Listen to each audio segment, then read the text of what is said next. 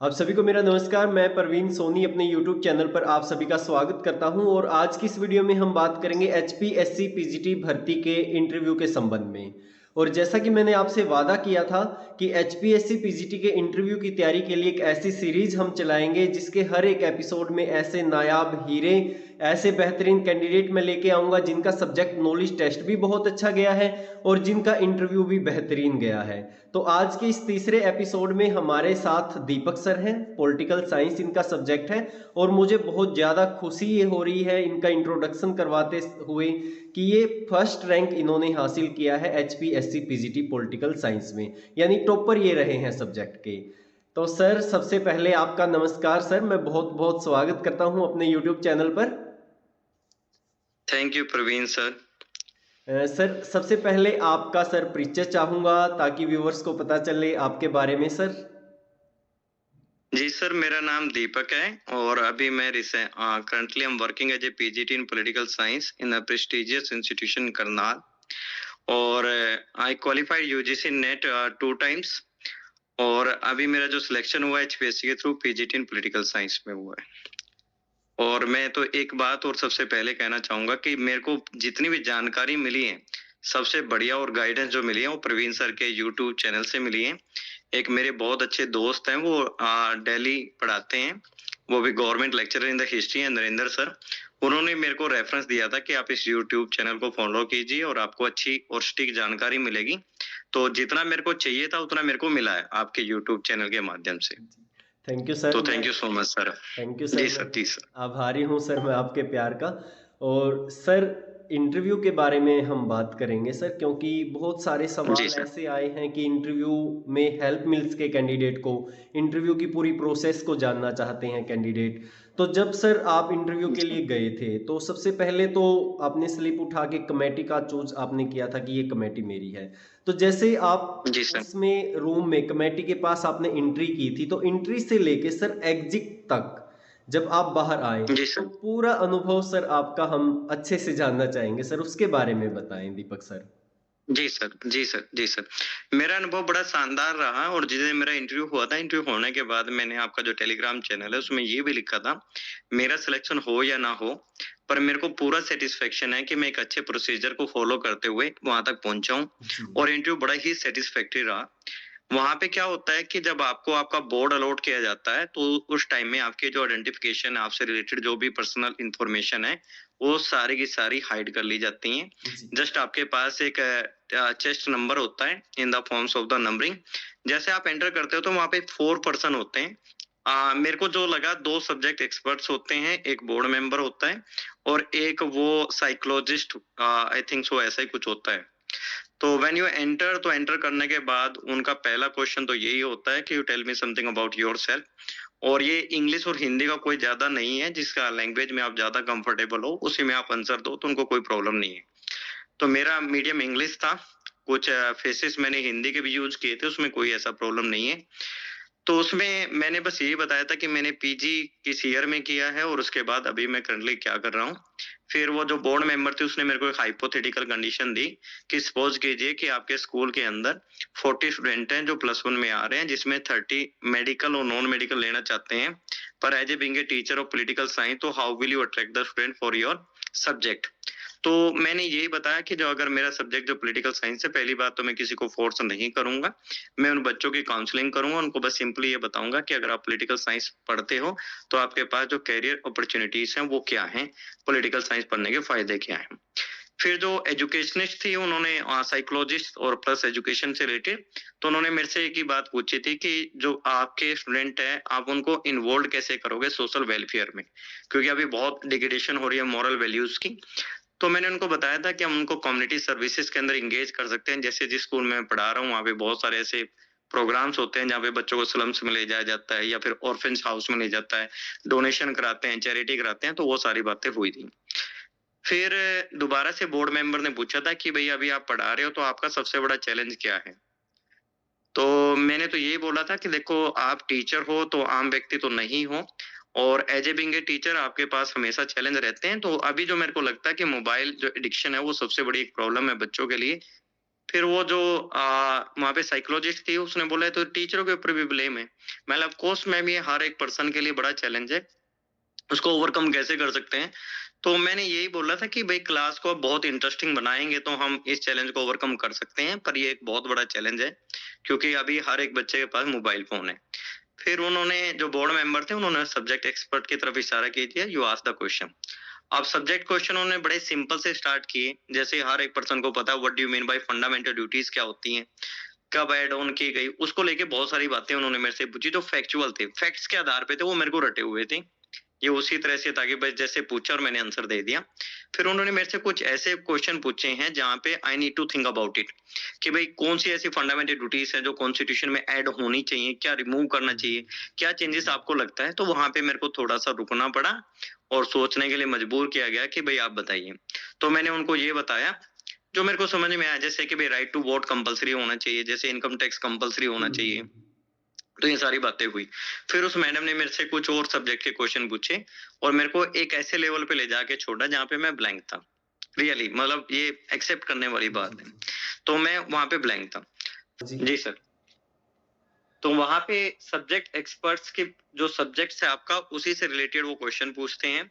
Current affairs नहीं पूछा, ना कोई हरियाणा जी के पूछा मेरे से। हाँ, सब्जेक्ट्स के बारे में पूछा जो अपडेट है मेरे सब्जेक्ट्स को लेके, जैसे G20 है, कुछ ऐसा पूछा, जैसे यूएन से रिलेटेड है, इनसे पूछा है। फिर दूसरे जो सब्जेक्ट एक्सपर्ट्स है वो मेरे को बहुत अच्छे लगे क्योंकि जब भी मैं कोई क्वेश्चन का आंसर रिप्लाई करता था, अब वो उस समय देखो थोड़ी कंडीशन एक्स्ट्रा ऑर्डिनरी होती है हर एक एस्पिरेंट्स की, तो वो बड़े स्माइल के साथ मेरे आंसर को एक्सेप्ट कर रहे थे। एक बार मैं थोड़ा सा गलत भी बोल गया था, तो वो कहते हैं कि don't need to worry, don't need to be hesitate, take your time. तो मैंने फिर उसको थोड़ा सा करेक्ट किया कि हाँ मेरे से जल्दबाजी में थोड़ा गलत बोला गया। तो कुल मिला के ये जो प्रोसेस था मेरा 30 से 35 मिनट का रहा, एक अच्छी कन्वर्सेशन रही, सीखने को भी मिला कि भाई जिस चीज को लेके हम ऐसे सोचते हैं वो ऐसे भी हो सकता है। एक दूसरा आर्गुमेंट ना करे बस इंटरव्यू बोर्ड के साथ। कई बार देखो कोई भी पर्सन है, आपको उसका आंसर करेक्ट पता है, वो एक्सेप्ट नहीं कर रहा, तो आप मेरे को लगता है वहां पे मैं कंट्राडिक्टेड नहीं होना चाहिए। तो वहां पे कन्विंस रहे, okay I will see this matter, I will review my knowledge, मतलब कुछ भी जो आपको अच्छा लगे वो बोले। तो ये था प्रवीण सर। तो मतलब दीपक सर की काफी अच्छे एक्सपर्ट आपको वहां पर मिले हैं जो नहीं, एक्सपर्ट्स नो डाउट बहुत अच्छे हैं। देखो मैं जिस इंस्टीट्यूशन में पढ़ाता हूँ, मैं वहाँ के इंटरव्यू पैनल में भी हूँ।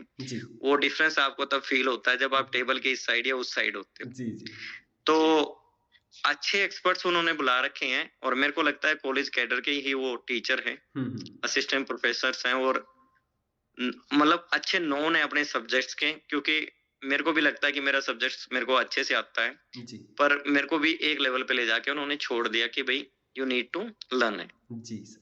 तो ये सर एक सबसे ज़्यादा जो सवाल पूछा जाता है वो ये है कि हमारी ड्रेस कैसी होनी चाहिए। तो मैं आपसे जानना चाहूँगा सर, आपने क्या पहन के आप इंटरव्यू में गए थे और आपका क्या एक मैसेज रहेगा कि क्या ड्रेस हमें जो है उसको प्रेफरेंस देनी चाहिए इंटरव्यू के लिए? जी देखो, आप टीचिंग प्रोफेशन में जा रहे हो और ये बड़ा ही फॉर्मल प्रोफेशन है। आपका ड्रेस बहुत कुछ चीजें डिसाइड करता है।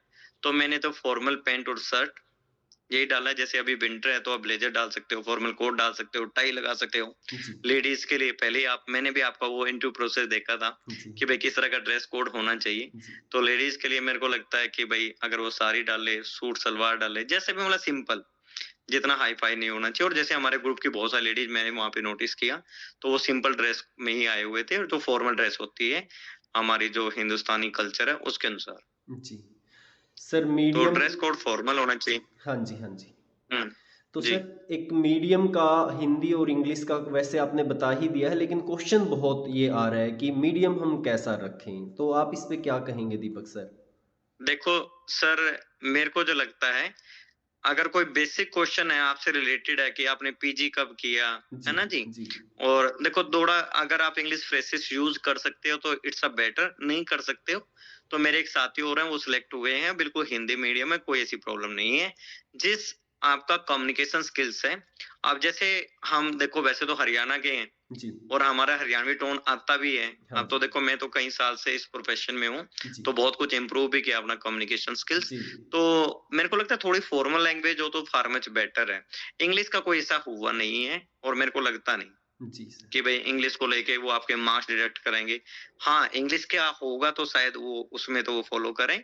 आपका कोई भी सब्जेक्ट है जैसे कॉमर्स है या फिर हिस्ट्री है, आप हिंदी में बड़ी सहजता से अपने जवाब दीजिए। वो जी, सुनते हैं, सबसे मज़ेदार बात ये है कि भई अपनी चीज़ वो आपके ऊपर इम्पोज़ नहीं करते, वो बड़े पेशेंसली आपको सुनते हैं, आपको टाइम देते हैं। अगर आंसर गलत भी हो गया तो रिव्यू का भी टाइम देते हैं, जो मेरे को पर्सनली लगा। जी। सर मैं जी आपसे सर। ये भी जानना चाहूँगा जैसे आपका फर्स्ट रैंक है पॉलिटिकल पीजीटी के अंदर। तो मैं आपसे जानना चाहूँगा सर थोड़ा-सा जी। सब्जेक्ट नॉलेज टेस्ट के बारे में भी मैं यहाँ बात करूँगा कि कितना आपने हार्ड वर्क किया था, जो इतने अच्छे मार्क्स आपने अचीव किए हैं पॉलिटिकल साइंस के अंदर, तो कितनी मेहनत आपने की थी सर इसके लिए? देखो सर, मैंने भी बहुत सारे लोगों को सुना है, वो मतलब जब उनको सक्सेस मिल जाती है तो उनको मतलब वो कुछ ऐसे फ्लेम कर देते हैं कि मैंने इतने घंटे पढ़ा था, इतने घंटे पढ़ा था। जी। सब्जेक्ट मेरे को मेरा आता था, मेरे को उससे पहले मैंने यूजीसी नेट की प्रिपरेशन की, 2 बार वो भी क्वालीफाई नहीं हुआ, फिर 2 बार लगातार मैंने उसको भी क्वालीफाई किया। जैसे एस्टेट भी दिए हैं, 2-3 जी। बार दिए हैं, वो दोनों तीनों बार क्वालीफाई हुए हैं। जी। तो जैसे मैं जब इसको प्रिपरेशन कर रहा था, तो मैंने बहुत सारी चीज़ों को ध्यान में रखा। सबसे पहली बात सिलेबस। अगर आपने वो सिलेबस कंप्लीट प्रिपेयर किया है, तो आपके मान लो 50% आप सबसे आगे हो। जी। दूसरा, मैंने राइटिंग प्रैक्टिस बहुत की है सर। मैंने पूरी एक नोटबुक बढ़िया A4 साइज़ शीट वाली, जी। वो पूरा भर-भर के देखा। जब मैं फर्स्ट टाइम अपना पेपर लिख रहा था, क्वेश्चन लिख के देख रहा था, तो उसमें 20 मिनट से भी ज़्यादा टाइम हाँ आ जी। रहा था। जी। तो मैंने उसको प्रैक्टिस करके, रिड्यूस करके उसको कम किया है। और अच्छा आंसर वो है सर, जैसे हमारा political science, history, geography, economics, जहाँ पे सब्जेक्टिव फॉर्म में आता है। जी। मैं न्यूमेरिकल फॉर्म की बात नहीं कर रहा, ये आंसर बड़े डायनामिक होते हैं। तो मैंने तो अपना आंसर इस तरह से लिखने की कोशिश की जिससे मैं चेकर को कन्विंस कर पाऊँ कि ये बंदा बहुत जेन्युइन है जी, जी। और इसको मार्क्स मिलने चाहिए। जी। तो आंसर में जो लगता है 3 चीज़ें होनी चाहिए। एक तो जिस कॉन्टेक्स्ट में पूछा है रेलेवेंट आंसर होना चाहिए। जी। दूसरा, उसमें फैक्ट्स होने बहुत ज़रूरी हैं और तीसरा आपका अंडरस्टैंडिंग एक्सप्रेशन होना बहुत ज़रूरी है। जी। तो मैंने हर आंसर के अंदर यही कोशिश की, पर मैं एक और आपको मज़ेदार बात बताता हूँ। हाँ जी। इस पेपर को लेके सब में एक्साइटमेंट है, जो भी इसके पीजीटी के एस्पिरेंट्स हैं। जी। आप तो बहुत सारे लोगों के कॉन्टैक्ट में हो, जी। फ़ैमिलियर हो चुके हो बहुत जी, ज़्यादा। जी सर। तो मैंने इसकी जब प्रिपरेशन की, तो मैंने भी ऐसे ही की डर के, कि भई होगा, नहीं होगा, हुँ, चलो हुँ। मैं जॉब कर ही रहा हूँ अच्छे प्लेस पे। हुँ। पर फिर भी मतलब एक मन में है कि भाई गवर्नमेंट जॉब तो गवर्नमेंट ही है, जैसे हम तो प्राइवेट इंस्टीट्यूशन में पढ़ा रहे हुँ, हैं। हुँ। तो जब मैंने इसका पेपर लिखा, तो मैंने ऐसे लिखा भैया, 3 घंटे मेरे को 5 मिनट जैसे महसूस हुए हैं। हुँ। मैं लिखता ही चला गया और बाद में मतलब मेरा पेपर अच्छे से कंप्लीट हो गया। हुँ। जैसे मेरे भैया मेरे साथ गए थे, तो मैं बाहर आया तो उन्होंने मेरे से एक ही क्वेश्चन पूछा, "भई हाउ इज़ योर एग्ज़ाम?" मैंने एग्ज़ाम का तो पता नहीं, पर मैंने लिखा बहुत बढ़िया है अपनी हुँ, तरफ से। हुँ। जी। अगर ये अभी भी क्वालीफाई नहीं होगा, तो फिर कभी नहीं होगा। जी, जी। तो ये चीज़ है कि सिलेबस को कंप्लीट प्रिपेयर कीजिए, राइटिंग प्रैक्टिस अच्छे से कीजिए, क्योंकि आपके पास वहाँ पे टाइम नहीं है अपना थॉट प्रोसेस करने के लिए। जी। भई आपके पास टाइम बिल्कुल कैलकुलेटेड है। आपको 12 मिनट्स के अंदर क्वेश्चन को लिखना ही लिखना है। हाँ जी। कम-ज़्यादा हो सकता है। जी। सर मैं ये जानना चाहता था सर जो हाँ, सब्जेक्ट नॉलेज टेस्ट आपने दिया था सर उसमें कितने क्वेश्चन आपने किए थे सर टोटल? मैंने देखो प्रवीण सर, वो उसमें 18 क्वेश्चन थे। जी। मेरे को 10 क्वेश्चन बिल्कुल एग्ज़ैक्ट आते थे। जी। जो मैंने प्रैक्टिस किए हुए थे, और कइयों को लगेगा कि सर ऐसे बोले, मेरे पास नोटबुक रखी हुई है। जो मैंने पहले क्वेश्चन का नोट्स बना रखा था, सेम एज़ इट इज़ वो आया हुआ था। जी। 10 क्वेश्चन मेरे को एग्ज़ैक्ट आते थे। मेरे को 3 क्वेश्चन में थोड़ा ट्विस्टिंग था कि हाँ, ये आंसर है, तो मैं ठीक डायरेक्शन में लिख रहा हूँ। 2 क्वेश्चन मैंने मतलब फ़ोल्ड करके लिखे हुए हैं। जी। उसके मेरे को थोड़ा करंट अफ़ेयर से रिलेटेड थोड़ा-सा उसमें से आता था। कुल मिला के शब्दों के साथ खेल के मैंने लिखे 15 ही हैं सर। जी, जी। तो सर जब आपने जी। इंटरव्यू दिया सर, तो इंटरव्यू आप सैटिस्फाइड हैं सर आपके मार्क्स से? और मैं आपके मार्क्स भी जानना चाहूँगा सर। शायद सर मैं कंफर्म तो नहीं हूँ, कुछ पॉइंटों में डिफरेंस हो सकता है। 8.2 समथिंग है मेरे, जी, जी। और हमारे में हाईएस्ट 9 पॉइंट समथिंग भी दिए हुए हैं। हाँ जी, तो तो ठीक है सर, मार्क्स तो मतलब मेरे को तो ये है कि भाई अच्छे ही हैं मार्क्स, क्योंकि मैं बहुत सारे कैंडिडेट के जब मार्क्स देख रहा था अपने वाले ही हुँ। पीडीएफ के अंदर, तो मेरे को लगा बहुत सारों को 2 नंबर, 3 नंबर, 5 नंबर, हाँ जी, कुछ हाँ। में ऐसे, अभी कोई फाइन आर्ट्स का आया आई थिंक सो, उसमें भी देखा था, हुँ, फिजिकल एजुकेशन में भी। हुँ। तो इंटरव्यू नंबर ठीक है, पर ये है कि मेरे को इंटरव्यू देने के बाद अच्छा फीलिंग है, अच्छा सैटिस्फैक्शन है कि मेरा बहुत अच्छा इंटरव्यू हुआ है। जी। 8 मार्क्स बहुत अच्छे हैं सर। और जैसे ही मैं एनालाइज कर रहा हूँ हर एक सब्जेक्ट के इंटरव्यू को बड़े डीपली कर रहा हूँ, तो 8 मार्क्स बहुत ही ज़्यादा अच्छे मार्क्स हैं सर। और सर ये पूछना चाहूँगा आपसे सर कि आपको कैसी लगी इंटरव्यू कमेटी, कैसी लगी आपको? क्या फेयर लगी, या आपको अब तक का जो पीजीटी का सफ़र रहा है आपका, आपको लगा कि नहीं जो बातें उठती हैं वो हैं, या बिल्कुल फेयर आपको लगा सारा सिस्टम? देखो सर, सिस्टम में तो 100 में 100 नंबर है सर मेरी तरफ से तो, जी। और मेरे को तो देने भी चाहिए। और कोई मेरा ऐसा कोई सिस्टम नहीं है कि जिसकी वजह से मेरे नंबर ज्यादा या कम हो रखे हैं। जी। और जब आप बड़ी अच्छी तरीके से तपस्या करते हो ना, हम्म। अब ये मेरा सफर तो मतलब बहुत कम लोगों को पता है, जो मेरे नॉन में उनको सबको पता है। तो इस सफर में जो तपस्या हमने की है, तो शायद ये उसी का फल है। पर एचपीएससी को 100 में 100 नंबर हैं। हाँ, बहुत सारे ऐसे सब्जेक्टों के मैं स्टूडेंट्स के मैसेज देखता रहता हूँ, उनके एग्जाम नहीं हुआ या एग्जाम डिले हो गया, कोर्ट केस हो गया, सब ये टेक्निकल हैं। एचपीएससी आई थिंक मेरे को नहीं लगता कि वो चाहता है किसी को रोका जाए। और ह्यूमन बिहेवियर है, बहुत सारे एरर्स भी हैं, कॉमन एरर्स भी हैं। चलो वो तो हम यहाँ डिस्कस नहीं कर रहे हैं। हाँ जी। तो एचपीएससी बड़े ही मतलब ट्रांसपेरेंट तरीके से आपको फील कराता है कि भाई आप अगर डिजर्व करते हो तो आप मेरिट में आ रहे हो, नहीं करते हो तो मेरिट से बाहर हो। जी। और जो मेरिट से बाहर है वो उसको भी पता है कि शायद मैंने उस लेवल का इतना नहीं किया जो रिक्वायरमेंट ऑफ द एग्जाम है। जी। जी। सर, जी सर। जो इंटरव्यू हो रहे हैं सर, उनमें काफ़ी ऐसे मेरे पास व्यूज आए हैं सर, जिनमें बच्चों ने ये कहा है कि हमसे प्रैक्टिकल करवा के देखा, हमसे डेमो ली गई, वाइट बोर्ड पीछे रखा हुआ था, उस पे हमें कुछ बनवा के देखा।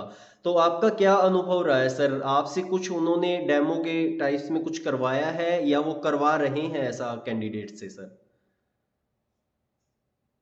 सर हमें सुनने में आया था, पर आई am not sure about it, कि भाई जैसे वहां पे बोर्ड्स हैं, 4 या 5 बोर्ड्स बना रखे हैं, एक बोर्ड्स ने अंदर वो व्हाइट बोर्ड लगवा रखा था, मार्कर था। वो शायद किसी टॉपिक को बढ़ाने के लिए बोल रहे थे, ऐसा मेरे को पता लगा था। जी। क्योंकि हमारे 2 डेट में था इंटरव्यू, तो मेरा सेकंड में था, 9 में या 10 में था, I am not confirm about it. Hmm. तो मेरा तो नहीं ऐसा कुछ उन्होंने पूछा कि भाई आप डेमो दो या कुछ ड्रॉ करके दिखाओ। शायद कुछ प्रैक्टिकल सब्जेक्ट्स हैं, जैसे फाइन आर्ट्स का सुना है कुछ ऐसा, तो वहां पे वो पिक्चर ड्रॉ करवा रहे हैं। और ये तो पार्ट ऑफ द सब्जेक्ट है। अगर आप मतलब ड्राइंग के टीचर लग रहे हो, फाइन आर्ट्स के टीचर लग रहे हो, वो तो आपका प्रैक्टिकल है, वो तो आपको क्लास में करना ही है। जी। जी। अगर आज आप यहाँ से बच भी जाते हो तो कल क्लास तो फेस करना ही है ना। जी। और अच्छा टीचर वही है जो अच्छे से होमवर्क करके जाए। हाँ जी। सर, मैं जी आपसे सर। ये भी जानना चाहूँगा कि जो हम इस उम्र के पड़ाव पर हैं और काफ़ी स्ट्रगल करने के बाद हम यहाँ पहुँचते हैं, तो संघर्ष तो हर एक की जी लाइफ में रहे हैं सर। कोई फेज ऐसा आपकी भी जी लाइफ सर। में आया होगा जहाँ पर आपको लगा होगा कि भाई जो चीज़ें मेरे हिसाब से होनी चाहिए वो नहीं हो रही, या ये क्या हो गया? हताशा कई बार जी हुई सर। होगी, तो फिर भी सर यहाँ तक आप पहुँचे हैं, तो कैसा कोई ऐसा अनुभव है तो ज़रूर शेयर करें सर। जी जी प्रवीण सर, देखो हर एक व्यक्ति के जीवन में संघर्ष है, और संघर्ष लड़के ही व्यक्ति निखरता है और अच्छे मुकामों में पहुंचता है। जी। 2014 में मैंने पीजी किया था, उसके बाद मैंने बहुत सारे प्राइवेट स्कूलों में कोशिश की। उन्होंने टीम मेरे को रखने की बजाय भी इंटरव्यू तक नहीं लिया, और मैं तो फ्री में पढ़ाने के लिए तैयार था, क्योंकि जी। उसमें झील बहुत हाई लेवल का था, पीजी करके निकले थे नए नए। हुँ। उसके बाद मैंने एचएससी के थ्रू जो पीजीटी का रिक्वायरमेंट हुआ था, रिक्रूटमेंट हुआ था, उसके अंदर भी मैंने एग्जाम दिया था। शायद उसमें तो मेरे को, मैं आपको बताऊं, मेरे को 24 में से 8 नंबर इंटरव्यू में दे रखे हैं, उसमें मेरा सिलेक्शन नहीं हुआ था। जी। तो जी। मेरे को अंदर से बड़ा फील हुआ कि भाई जिस सब्जेक्ट को मैंने इतनी गहनता से पढ़ा और मैं नहीं, मेरा अपॉइंटमेंट हुआ है। पर मैंने प्राइवेट इंस्टीट्यूशन में काम किया है, और मेरे को लगता है कि जितने भी लोग हैं, शायद कोई मेरी इस बात को एग्री करेगा नहीं करेगा, प्राइवेट इंस्टीट्यूशन मतलब कुछ एक्सप्लॉइटेशन करते हैं, पर आपको सिखाते बहुत कुछ है। तो आज मैं जिस इंस्टीट्यूशन में पढ़ा रहा हूँ, मतलब one of the best school है करनाल सिटी का। तो जी। जी। जो करनाल के व्यूवर्स हैं उनको पता है, प्रताप पब्लिक स्कूल। और इस स्कूल में आज मेरी जो सैलरी मेरे को देता है स्कूल, और जो रिस्पेक्ट और ऑनर मिलता है, वो एचपीएससी की सैलरी से अभी मैं ज्यादा ड्रॉ कर रहा हूँ, जो जी। मतलब एक्चुअल डाटा निकाल के दिखाते हैं, जी। इतना जी। आपको पेमेंट मिलेगा। पर वही बात है, गवर्नमेंट गवर्नमेंट है। क्योंकि आप रूरल एरिया से मैं आता हूँ, गांव से आता हूँ, तो वहां पे तो एक ही सवाल होता है कि बेटे क्या करता है, मैं टीचर हूँ, प्राइवेट है गवर्नमेंट है, तो उन वहां पे जो सोशल प्रेस्टीज है हाँ वो जी। ज्यादा है। और दूसरा, मेरी एक खुद की मन की इच्छा है कि मैं गवर्नमेंट स्कूल से पढ़ा हूँ और उसी परिवेश में मैं जब जाऊँगा तो मैं अपने को मतलब अपने को तो फ़ील करूँगा ही करूँगा। शायद जो मेरे को मतलब मिलना चाहिए था वो मैं बच्चों को आगे देख पाऊँ। जी सर। तो मेरा तो यही है कि जो भी मतलब इस इंटरव्यू को देखेंगे, हर एक कैंडिडेट मतलब टीचर्स अगर आपको बनना है तो आपको लड़ना तो सीखना पड़ेगा और ये तो इस तरह के आपके जीवन में कई बार आएँगे, आप उठोगे, गिरोगे, बढ़ोगे और अपने मुकाम तक पहुँच जाओगे और ये तो कोई मुकाम नहीं है। अभी तो मैं आपका इंटरव्यू वो देख रहा था कि भई असिस्टेंट प्रोफेसर आएगा, उसमें भी हम जोड़ लगाएँगे। जी, जी। तो भाग्य में क्या लिखा है, भगवान ने क्या आपके भाग्य में दे रखा है वो ना आपको पता, ना मेरे को पता है। जी, तो मेरे को तो यही लगता है कि जिनका हो गया सिलेक्शन वो बहुत अच्छे से करें और मतलब जो गवर्नमेंट स्कूल हैं उनकी मतलब जो इंफ्रास्ट्रक्चर है, जैसा भी है मतलब बहुत अच्छे से करें और अपनी एक पहचान बनाएँ। टीचर बहुत शानदार हैं, मतलब इस तरह से बच्चे उनके बारे में बोले तो मतलब अच्छा फ़ील होगा। जी। और जो कैंडिडेट अभी एस्पिरेंट मतलब जिनका रिटर्न हो चुका है या होने वाला है, भैया अपने सिलेबस को अच्छे से करें और मेहनत करें, राइटिंग प्रैक्टिस करें और इंटरव्यू वाले घबराएँ मत। आपसे वो कोई ऐसा क्वेश्चन नहीं पूछेंगे जिसको आप किसी बुक से पढ़ के चले जाओ। मेरा तो ये मानना है सर। जी सर। मैं सभी जी मेरे सर। जितने भी सब्सक्राइबर हैं और जो ये इंटरव्यू देख रहे हैं मैं उनको बताना चाहूँगा कि दीपक सर के नोट्स जो हैं दीपक सर ने बना रखे थे, घर पे प्रैक्टिस कर रखी थी, मैंने उनको मंगवाया था, मैंने उनसे काफ़ी कुछ सीखा है और काफ़ी डिस्कस भी कई बार आपसे किया है। और साथ ही मैं बताना चाहूँगा सर भी करनाल जी से सर। हैं, मैं भी हूँ और सर और मैं एक ही कॉलेज से पढ़े हुए हैं और काफ़ी अजीज दोस्त मेरे जी दीपक सर। सर हैं। ये सिर्फ टॉप रैंकर ही नहीं है, मेरे अच्छे थैंक यू सर। फ्रेंड भी हैं। और सर जो मैं अभी थैंक यू सर। आपका जो मैं इंटरव्यू अभी कर रहा हूँ सर, मुझे मैं समझता हूँ कि यदि मैं भी पैनल में होता तो भी मैं भी आपको 10 नंबर ज़रूर देता सर, 10 या 11 आपके नंबर ज़रूर रहते। क्योंकि यहाँ भी आप बिल्कुल कॉन्फिडेंस के साथ बात कर रहे हैं और हर एक जवाब का बड़े अच्छे से आप हर एक सवाल का जवाब दे रहे हैं। तो सर एक मैसेज मैं आपसे जानना चाहूँगा, जो इंटरव्यू अभी देंगे कैंडिडेट, उनको एक स्पेशल मैसेज आप क्या करना चाहेंगे? जी। सर स्पेशल मैसेज यही है, मेरे को जो लगता है कि वो जो क्वेश्चन आपसे पूछते हैं वो सिलेबस से पूछते हैं। जी। मेरे को अभी फ़ील हो रहा है क्योंकि जो क्वेश्चन्स मेरे से पूछे गए, वो सारे के सारे उसी सिलेबस में से थे। जो आपने सब्जेक्टिव के दौरान प्रिपरेशन की है, उसी को एक बार गो थ्रू कर लो, रिलैक्स रहो, आराम से रहो, कोई प्रॉब्लम देखो जो टीचिंग में है, उनका कॉन्फिडेंस वैसे ही ऑटोमैटिकली बढ़ जाता है सर। जो टीचिंग में नहीं है, जो फ्रेशर्स हैं, बस वो प्रैक्टिस करें मतलब एक कॉन्फिडेंस लाने के लिए। जी। वो तभी आएगा जब आप बात करोगे किसी भी फैमिली मेंबर को, बोल दो कि आज ही आप इंटरव्यू बोर्ड के मेंबर हो और ये टॉपिक्स लिखे हैं, बोल मेरे से कुछ भी पूछो, ये कैसे हुआ? कहाँ पे हुआ? क्यों हुआ? आप क्या सोचते हो? जी। तो ये अच्छा रहेगा सर। जी। तो आपको जी। अपनी एक नई जर्नी के लिए सर मेरी तरफ से बहुत ज़्यादा शुभकामनाएँ सर, और जल्दी ही आपकी जॉइनिंग होगी सर, होने ही वाली है थैंक यू सो लगभग। मच। तो आपको बहुत-बहुत शुभकामनाएँ सर। हाँ sir. Thank you sir. Praveen sir आपके लिए भी एक मैसेज है। जी सर। देखो बहुत कम ऐसे लोग हैं जो निस्वार्थ दूसरों के लिए काम करें जी। और मेरे को ये लगा कि आप उनमें से एक हैं। देखो क्रिटिक्स सबके आते हैं, शायद मेरे भी आए हुँ। और मेरी क्लास में भी यहाँ पे 40 बच्चे हैं, वो सारे मेरे से खुश नहीं होंगे। जी। उनमें से 30 होंगे, 25 होंगे।